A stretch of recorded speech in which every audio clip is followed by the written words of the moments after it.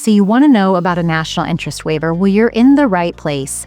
Hi, I'm Attorney Hillary, the founding attorney at New Frontier Immigration Law, and I love a national interest waiver because it gives you the freedom to petition for yourself and really go shoot for the stars and do whatever it is you want to do, not just what an employer will petition for you to do.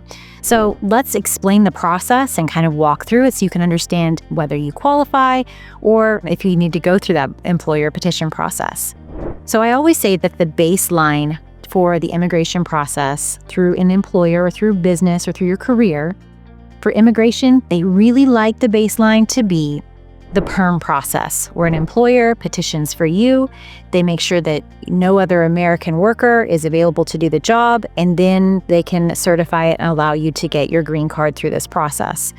That takes a long time. You have to be employed with your employer throughout that process, and sometimes that's all good. Maybe you've been there for a long time already, but bottom line is you're still requiring someone else to kind of be in charge of your destiny. That's where a national waiver can come in for some people. Typically, to kind of begin the process and see if you're eligible for a national interest waiver, because it waives the requirement for the employer to petition for you because your endeavor is in the nation's interest, we have to see if you're eligible. Step one is, what are your qualifications? If you have a master's degree or the U.S. equivalent of that, then you're good to go, and we can move on to step two and determine whether your endeavor is in the nation's interest and whether you're the right person to carry out that endeavor. But if you don't have a master's degree, let's say maybe you have a doctorate or maybe you have a law degree or something like that, those are considered advanced degrees equivalent to or even above the requirements for a master's. So you also are good to go and can proceed to step two of our analysis for eligibility of a national interest waiver.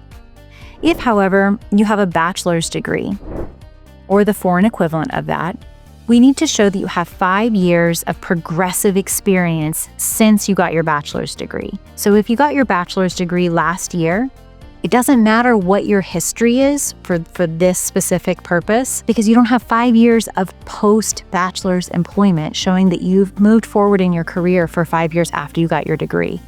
So what that may mean is that you either have to wait for the 5 years, or what we can do is look into, maybe you don't even need to go through the bachelor's option. Maybe you have extraordinary ability, which is a whole set of analysis that requires us to have a conversation before we really go into it, because it's pretty complicated.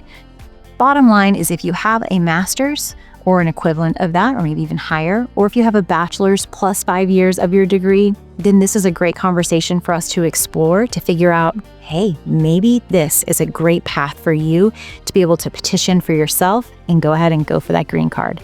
If you'd like to talk, please reach out. We're here to help at New Frontier Immigration Law.